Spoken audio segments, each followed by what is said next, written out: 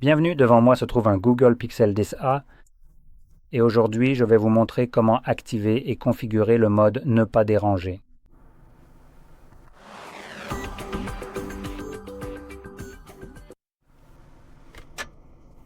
Pour commencer, vous devrez faire glisser votre doigt vers le bas depuis le haut de l'écran. Faites-le une fois de plus pour afficher tous les raccourcis et quelque part ici, vous devriez pouvoir trouver le mode Ne pas déranger. Il se peut qu'il soit sur une autre page. Mais je pense qu'il est en fait juste ici.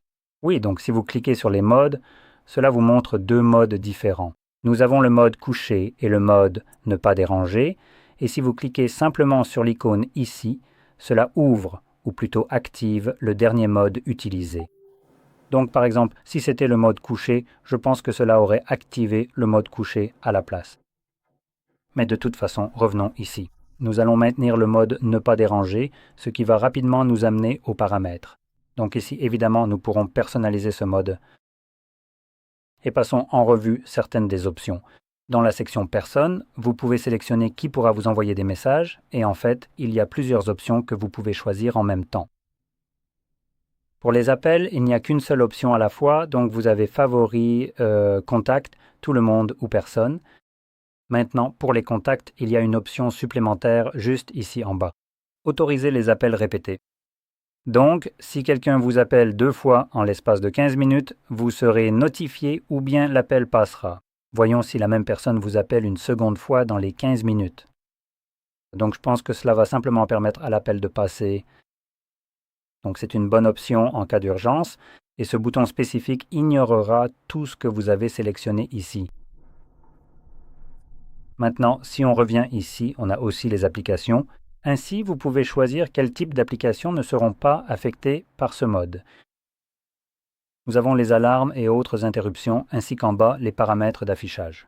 Vous pouvez donc activer des éléments spécifiques, ce qui est en fait assez unique pour ce mode. Donc lorsque le mode est activé, vous pouvez avoir des choses comme le mode sombre activé, assombrir le fond d'écran, garder l'écran sombre, désactivé. Ah, donc c'est simplement l'affichage permanent qui est désactivé. Niveau de gris, donc votre téléphone devient essentiellement sans couleur. Et des options d'affichage pour les notifications filtrées. Vous pouvez choisir quel type d'application ou de notification pourront vous être transmises dans ce mode. Donc, une dernière chose ici concerne la durée pour les réglages rapides. Donc si on appuie dessus, voilà, nous pouvons définir ce qui se passera lorsque nous activerons manuellement ce mode. L'option par défaut est de le faire fonctionner indéfiniment jusqu'à ce que vous l'éteigniez vous-même. Mais il y a deux autres options, pour une durée déterminée ou pour demander à chaque fois, en proposant les deux premières options à chaque fois. Personnellement, j'aime bien l'option du milieu, celle de la durée spécifiée. J'aime le régler sur une durée qui couvrira tous mes besoins, plus un peu de temps supplémentaire au cas où. Et à ce moment-là, après la durée spécifiée, ce mode s'éteindra automatiquement même si je l'oublie. Pour moi, c'est donc l'une des meilleures options. À partir de là, chaque fois que vous souhaitez activer ce mode, il vous suffit d'appuyer sur l'icône et c'est parti. Encore une chose ici. Si on va dans les paramètres, je crois que ce sont juste les paramètres généraux, pas en maintenant comme je l'ai fait avant. Vous pouvez maintenant aussi ajouter un planning. Donc vous le faites en créant votre propre mode et on peut sélectionner personnaliser. Sélectionnez absolument ce que vous voulez ici. C'est fait.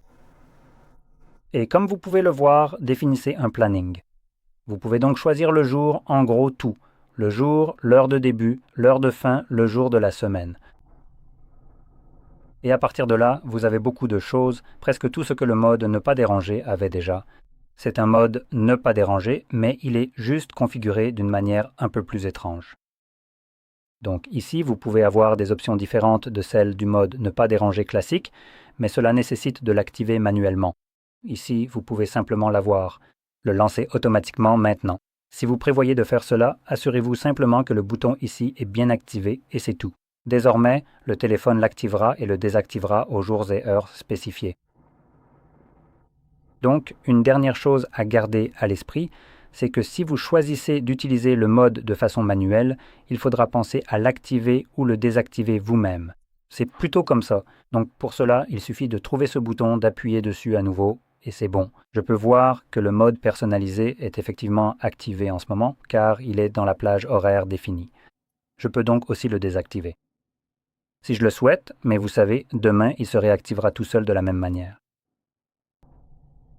Donc, cela étant dit, j'espère que vous avez trouvé cela très utile, et si c'est le cas, n'oubliez pas de liker, de vous abonner, et merci d'avoir regardé.